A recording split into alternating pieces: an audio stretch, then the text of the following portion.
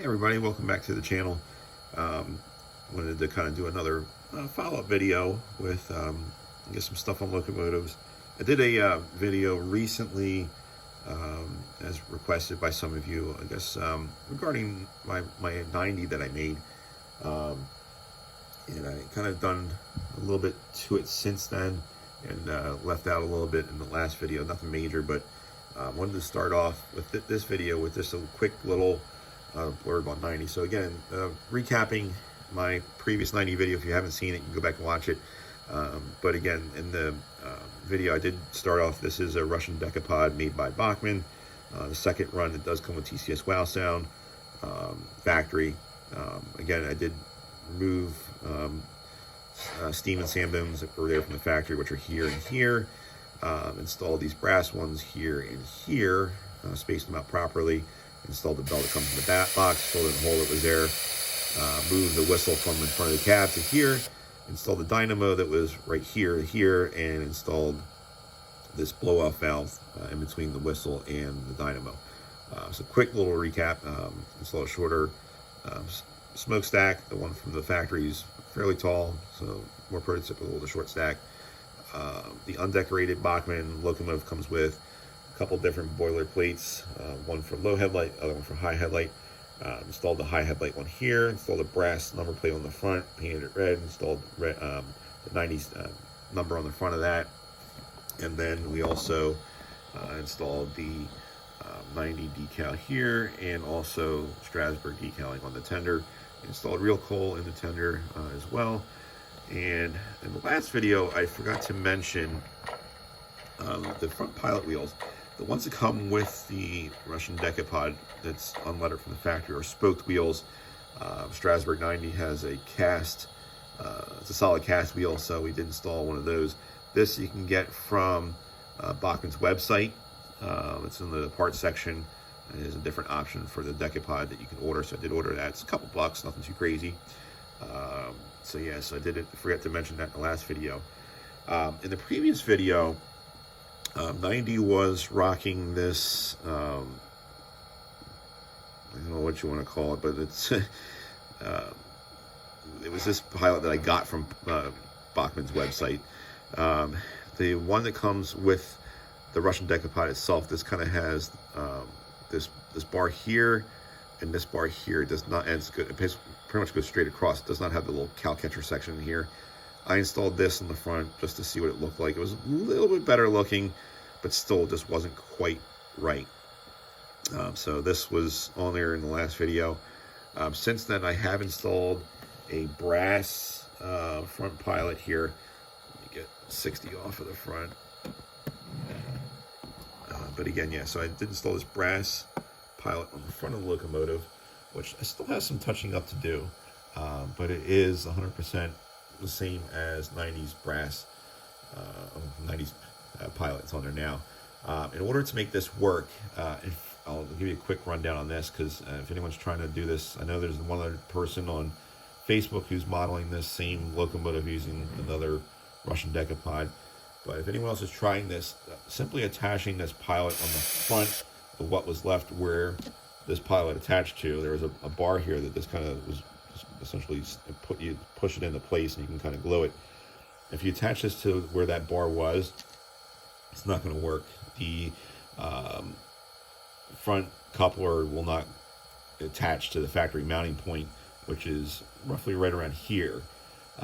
So if you want to keep the factory mounting point for your coupler and not have to, really worry about messing with that, then you'd have to kind of do this modification. I did look into installing essentially a coupler box here, a little bit forward, and trying to do that, you'd have to cut out whatever's behind here. It's all metal where the coupler mounts into, so you'd have to cut all that out to try and install the box. But as far as clearance, with how low this coupler is, with the front pilot wheel being right there, doesn't seem like it was going to work. So I kind of nixed that idea.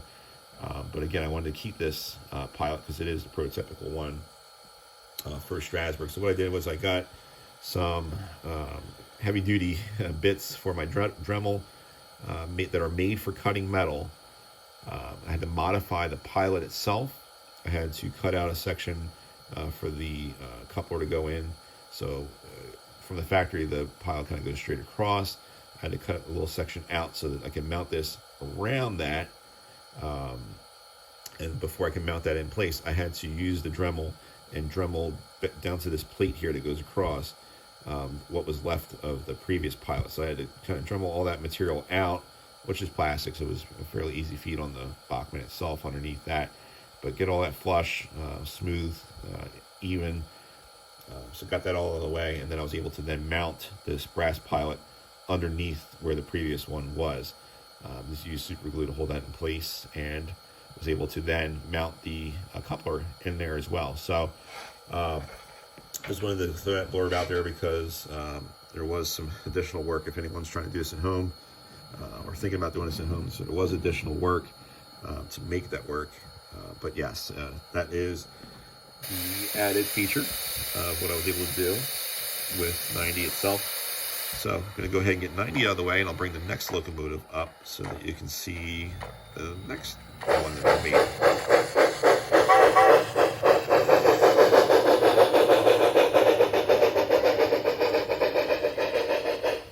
Okay, so move that a little bit more. The next locomotive is going to be Locomotive 89. So let's call that into the Digitrack system here. And let's get that woken up. And here we go. Locomotive 89 coming into frame right now.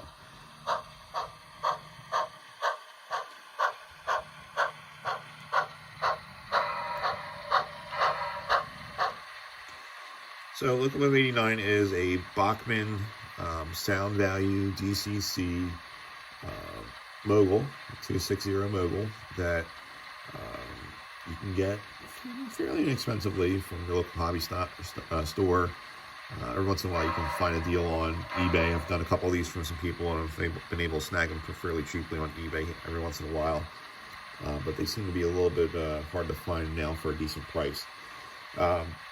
So again, this is a Bachmann sound value 260 mogul. From the factory, it has a high mounted headlight on the top of the boiler here. So in order to make this like 89, you have to remove that. So got that all removed, filled in where it was, painted over it to match the coloring here. So that was step number one, removing that. Now this is all done while the shell is off, which is a little bit of a trick. If you ever need to get the shell off of here, there's some screws underneath back by the back of the cab here. You have to remove, got to remove the drawbar screw. And then also this dome right here, the top of it comes off fairly easily with your fingers or a very thin screwdriver, but very carefully without scratching it. But this cap comes off, and there's a screw down inside here that you have to remove to get this off the locomotive. Took me a while to figure that out. No instructions online. Stared at schematics for a while, and I finally saw that on the schematics there was a screw pointing towards here, and I was able to figure out that this cap comes off and there's a screw there. So that was my big stumbling block with this locomotive. That was really testing my patience, is how to get that cap cover off. And again, so I'll share that with you in case you need to do this because it was a pain in the butt for me. Next, on the front of here from the factory, there is a little red number plate to come on these, or black, depending on which one it is that you get from Bachmann itself. So there's a little number plate, and I'm going to try and get this in the frame, but that's what it looks like. Kind of hard to see. I don't know if it'll focus or not. Yeah, so it's a little number plate that's on the front. It's just kind of attached with glue in the front there. Now, there is a nub that's typically in the back of these, and where the nub goes through the center of the boiler plate itself, you can drill that out, as I did, and then you have a hole there in the center, and that's how I attached my headlight. These headlights are from Bachmann as well. It came in the box with my unlettered decapod that I made 90 out of, and there is a clear plastic nub that comes out of the back of the headlight that you can put through there. A little bit of modification, got to make it this slightly a bit bigger so it fits into place. But before you do that, if you want to make it one of these, the headlight itself has a little bit of black paint on the plastic, and you got to scrape that off so you have a 100% clear product to work with, so it casts that illumination on the front of the headlight here. So that's kind of what I did to make that feasible. The factory headlight inside of here is just a one LED mounted on the front of the motor and place a little circuit board there, so it's kind of this, you can't move the headlight around. It's not like there's a bulb there or anything like that. It's essentially an LED strapped to a little board on the front of the motor itself. So it's kind of the best I can do to make this work. This number plate that I attached at the bottom of the headlight is a brass etched number plate. There was a sheet of Canadian number plates on eBay, you know, fairly inexpensive, but it wasn't clear as to what numbers you were going to get. It was supposed to be from number 45 through whatever, and it was all consecutive numbers. So I was all excited to get it, and the number plate did not have 89 in there. I think the closest one was like 91. Everything else was well off. So what I did was I mounted the number plate backwards, the etched number facing the headlight itself, glued it in place, and then as far as what's there now in the front, I used microscales Canadian National decals. In that decal sheet, some of the things that you can use for an 89 if you make one, but it does have the red number plate graphic that says Canadian at the top, National at the bottom, and in the center it's blank, so you can put whatever number you want on there. So I used the number decals, put 8 and 9 in there for 89.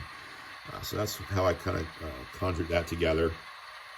On this side of the locomotive here, we'll move down a little bit. The cab, painted the roof red. It was flat black from the factory. This was a Canadian National locomotive. I've done a New York Central one, a couple different versions of this, but this one did not have a red roof, so I painted that red with a flat red, and then I used some weathering powders and kind of just made it look a little gritty as it usually looks, because it's a working locomotive right now on a working railroad. So from soot, from the cold, and everything, I just kind of dirtied it up a little bit to make it look how I wanted to look. Put a little bit of red on the front of the cab door there. On the cab itself, I did a little red window frame. Did install cab figures on each side. So if you look closely, you can see there's someone sitting in there. 89, attached that, and then below is E10A, 26%, just as the real 89 has in real life. I'll zoom in a little bit, kind of make it out. I think you can make it out on the camera there. So I did add that as well. Moving on to the tender, this decal is close to what I want. It's not 100%. Still trying to work on a good vendor for these. My wife was able to make this for me, and it's the closest that I've had. Just so close, but it's still not 100%. So, but this, she was awesome by trying to make these for me, and this is the closest that I've been able to get as a decal on these. I did have one set made that looked good, but it was so translucent when you put it on the locomotive tender itself, you couldn't really make out what it said. So my wife was able to use the same graphic and make these on her Cricut machine for me. But again, you can kind of see it's yellow border here and here, but the machine was not able to do the yellow border here and here. So it's something we're going to tinker with at some point. But again, it's the closest that I've had as far as getting an actual decal on here. It says Strasburg Railroad in the Canadian National font. So yeah, so that's that. Real cool on the tender, just as I did with my 90. Just bought a little bag online that I can probably do a million locomotives with. Fairly inexpensive, but it's real cool. It's just kind of ground up. Did paint back here with the same flat red, and at the very back of the locomotive itself, the number 89 on the back as well, as far as gallons and weight limits and all that. Decaling is there as well. So that's pretty much everything that I did on the 89. Oh, and the front, I did install this number board in the front. Had to drill a hole through the front and install this brass. This is a brass number board you can buy online. They come in bulk, so you can get them fairly cheaply. They're nothing too crazy, but they're on eBay. I think I have a little baggie here. Hold on. Of what they look like, so you can get these on eBay. Come, I think, as a set of 5 or 6. But yeah, so you just keep that little nub on there and you drill your hole, put that nub through the front of the boilerplate itself, and you put your decals and paint, and you're good to go. So that is pretty much everything for 89. I'll show you the number plates that I got too. So these are the brass number plates I was talking about. So you can see these here, they're etched. And again, I was really hoping that there was going to be an 89 in the group, but there was not. So what I did was I flipped these over, put some paint on them, and originally I was trying to just put 89 in gold on a couple that I did. But recently, someone pointed out to me, my club president, that the micro scale decals actually come with the number plate decal. So I fixed that on just the back of one of the brass ones for some of these that I did. So again, these are brass plates you can get on eBay if you wanted to use these for anything. But again, you can get those fairly inexpensively on there as well. So let's get 89 out of the way, and we're going to bring in the last locomotive for today. So, 89.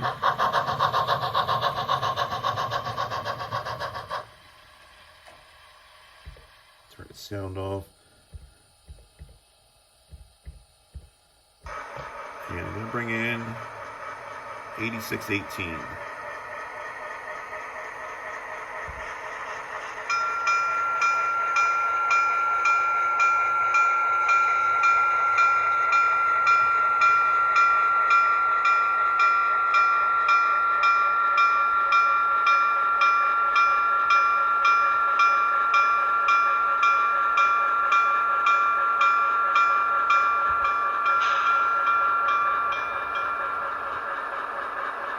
Alright, so 8618 is Strasburg's SW8 switcher that currently works on the railroad now, usually in freight operations, or some of you'll see it with the Day Out with Thomas events, kind of helping out with Percy, or as a rescue locomotive as needed. And I think Thomas just needed a rescue this previous week, but that is 8618. So this started out as this SW1200 that I got. It's a Broadway Limited Paragon 2 DCC and sound locomotive. It was an Amtrak model, as you can see. So that's how it looked essentially when I got it. But I did turn it into, as you see today. Not really too much as far as modifications. Just had to remove this second exhaust stack, that was there. And then took all the decaling off, used micro saw and micro set combination to remove, they're not decals, but it's painted on lettering and numbers. So you kind of have to be a little aggressive with it. Since it's not a decal, it's a little bit more hard to get off of there. So you got to kind of be patient with multiple applications, letting it sit for 30 minutes at a time as you try to carefully scrape off the decaling that's there. But once you get the decaling, the lettering off, that you can then go ahead and get ready for paints. If you try and paint over the factory lettering, it is going to be like a ghost decal. So the first one I made, I was all anxious and excited and went right to the paint booth and painted over the Southern Pacific that was on it, and had some nice raised letters afterwards. So, it's one of those things, if you do it quickly and don't take the time to do it right, it might be something to regret. So this is the second 8618 that I made. The first one was the one I did, it was a Southern Pacific one, but this one here actually took the time and got the lettering off properly, and was able to then basically paint this. It's a matte black, just a Krylon paint spray can. You have to do it at a distance, multiple thin coats, so you don't have any dripping or runoff. Once you do that, the paint looks pretty spectacular. So I did three or four coats of the matte black on this, and then a couple of coats of matte clear on top of that, so you seal everything in there. But it was pretty much the biggest part of this. Then it came down to decaling, which from online. If you search Strasburg 8618 decals, there is a vendor online that sells these in various scales. But again, you got the prototypical Strasburg lettering, which is a Grand Central font. So you got that on the long hood here, on the cab 8618 with its markings underneath. And then on the front, it comes with the pilot decals, at the bottom the stripes, and then on the headlight,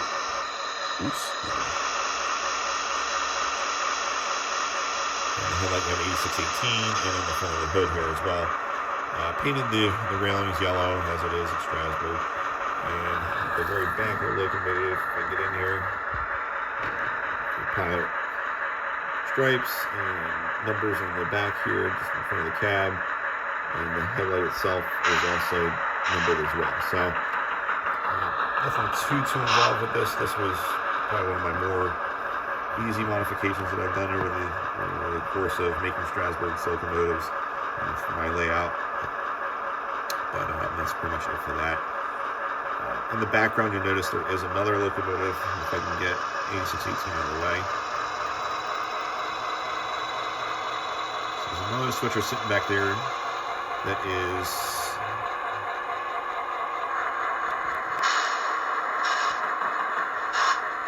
kind of creeping back there.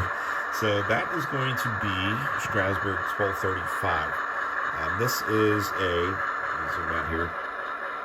This is another Broadway Limited switcher. This is an SW7. That's going to be Strasburg 1235. Strasburg 1235 is a switcher they've had for a few years now. It's kind of just sitting there in limbo, waiting, I guess, for its full restoration. But they are in the process of, I think they were doing some mechanical restoration to it as far as the engine, the drivetrain, and all that. I think in the next is going to be its cosmetics. So recently on social media, I'll turn 8618 off so I'm not yelling over it. Recently on social media, Strasburg took a poll on what livery should be on 1235. It was a former Santa Fe switcher, so there's a couple Santa Fe style liveries, and then there was another one that looked just exactly like 8618 as far as lettering, but just numbered 1235. The one that won out is the Tiger Stripe livery from the Santa Fe era. Silver and black stripes, circular decal on the hood that says Santa Fe, but I would imagine it's going to say Strasburg on it. So that's the livery that won out. So hoping that's what's going to happen here. I did paint this one, got all the decals off, painted it, have it ready for decal. So if it is the Tiger Stripe livery, I'm pretty much ready to go. So we'll see what happens there. But that's essentially it for the motive power review here. That's all the locomotives that are currently operating here today. Now, you'll notice that I don't have a review on my 475, which is the brass locomotive that's usually in the background on these videos. 475 is essentially on the back burner right now. It's a project. It's going to need DCC and sound installed, paint, which installing DCC and sound is above my comprehension. I haven't had the ability to mess around with that yet. So at some point I'll get that done and have a review on that. But that's essentially it for what's running today. And any questions, as always, comment down below. Hit that like bar, hit subscribe if you're not subscribed yet. And we'll see you again soon.